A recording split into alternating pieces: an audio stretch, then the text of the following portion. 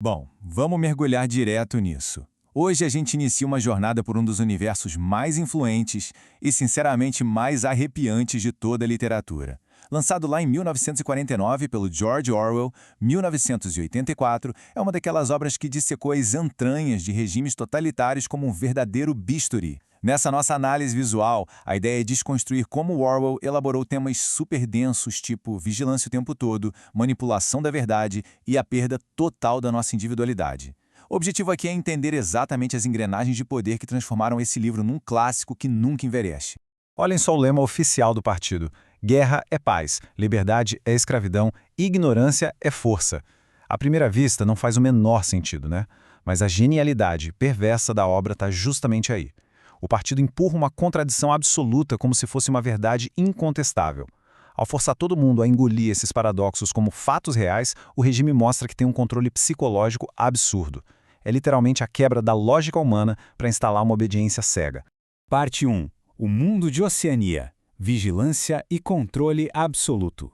Para entender como um lema bizarro desse se sustenta, a gente precisa mapear o cenário geopolítico brutal onde essa história acontece. O foco fica nas regras implacáveis da chamada pista de pouso número 1, que é a província que um dia a gente chamou de Grã-Bretanha. O mundo todo foi reduzido a apenas 3 potências gigantescas: Oceânia, Eurásia e Lestásia.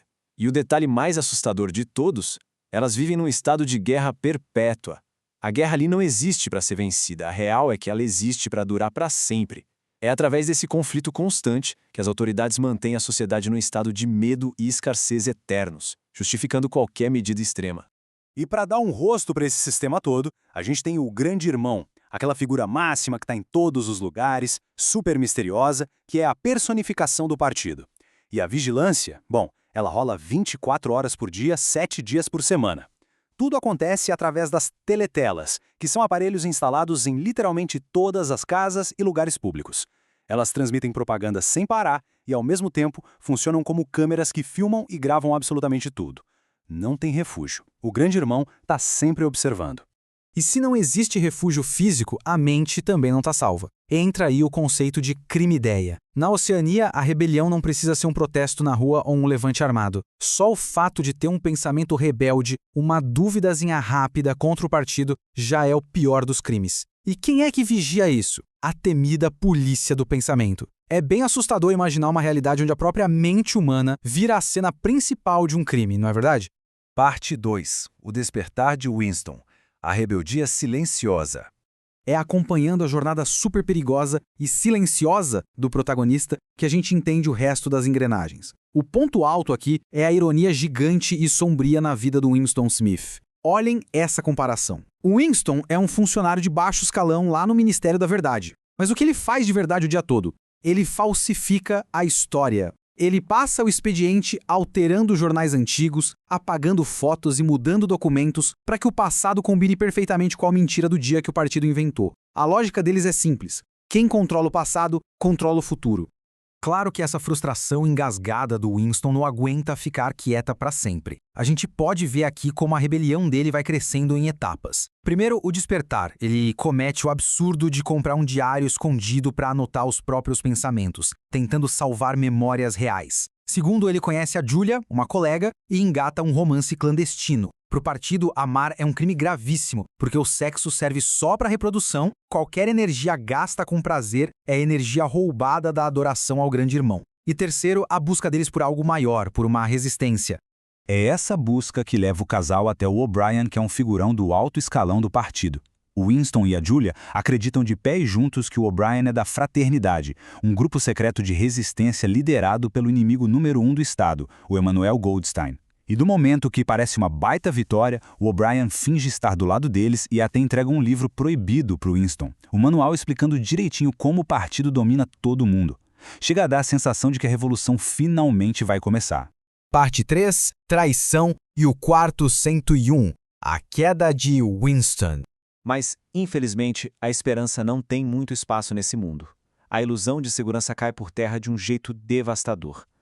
Winston e a Julia tinham alugado um quartinho escondido na área dos proles, que é a classe trabalhadora, achando que lá não tinha vigilância. Só que eles descobrem da pior maneira que tinha sim uma teletela escondida bem atrás de um quadro na parede. Eles são pegos no flagra. E a pior verdade de todas vem à tona. O O'Brien nunca foi da resistência.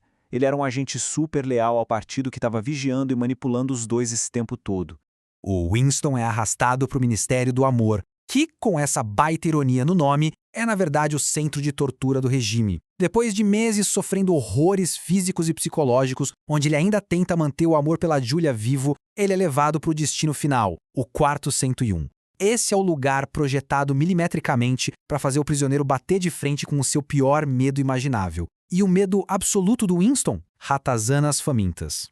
De frente pro horror de ter o próprio rosto devorado, o Winston simplesmente quebra. Ele solta esse grito desesperado. Façam isso com a Julia, não comigo! E é nesse instante, tentando transferir a tortura para a única pessoa que ele amava em troca da própria salvação, que o Winston destrói o último restinho de humanidade, de integridade e de dignidade que ele ainda tinha. O partido conseguiu exatamente o que queria. Esse é o nocaute da história, a conclusão totalmente devastadora de tudo. O objetivo real do regime de Oceania não era matar quem era contra, não era simplesmente fuzilar rebeldes. O lance deles é curar as pessoas. É quebrar o espírito humano até esfarelar, para depois reconstruir o indivíduo à imagem do sistema. Fisicamente livre, mas quebrado por dentro e sem vontade própria. Winston encontra a paz na submissão total. Ele finalmente passa a amar, de verdade, o grande irmão. Parte 4. O legado de 1984. Conceitos que sobreviveram. Se a gente puxar um pouco o zoom e sair da tragédia pessoal do Winston, dá pra ver como o legado desse livro nos deixou conceitos absurdamente atuais sobre poder e informação. O primeiro deles é a nova fala. É muito louca a mecânica disso. O partido inventou um idioma com o único propósito de diminuir a quantidade de palavras. Pensa bem, se a palavra liberdade não existe mais no dicionário, a nossa mente perde a capacidade de sequer formular a ideia do que é ser livre. A linguagem vira a arma suprema para proibir o pensamento crítico. Em seguida, a gente esbarra no conceito perturbador do duplo pensar. Como que uma sociedade funciona à base de mentiras na cara dura, treinando a mente para anular a própria lógica. O duplo pensar é tipo o Winston sabendo que ele mesmo alterou a história ali no trabalho dele, mas ao mesmo tempo acreditando cegamente que a nova versão inventada é a verdade. É apagar a realidade para engolir o que for mais conveniente para o governo. Outro dado muito chave para entender esse mundo é a demografia. Olhem como a Oceania é dividida. 85% da população é a galera dos proles, a classe trabalhadora de base, e só 15% faz parte do partido. Ou seja, a gigantesca maioria vive totalmente à margem, numa miséria absoluta. E como é que o partido impede que essa maioria esmagadora de 85% não faça uma revolução? A estratégia não é vigiar todo mundo o tempo todo. Na real, os proles são meio ignorados. O esquema deles é a alienação. O sistema mantém todo mundo calmo, afogando o povo em distrações bobas, falsas esperanças com loteria, entretenimento barato com pornografia e muito álcool para entorpecer. É a velha tática de comprar a passividade com entretenimento raso. E essa ideia amarra perfeitamente o nosso mergulho de hoje. Quando a gente analisa um regime fictício que destrói vocabulários e fabrica mentiras para esmagar a forma de pensar, a gente meio que é forçado a parar e olhar para nós mesmos. Quanto da nossa individualidade ia sobrar se a linguagem fosse tirada da gente? Ou se roubassem o nosso acesso aos fatos do passado? Fica aí essa pergunta provocativa para a gente refletir. Muito obrigado por acompanhar essa nossa explicação visual de 1984. Até a próxima análise.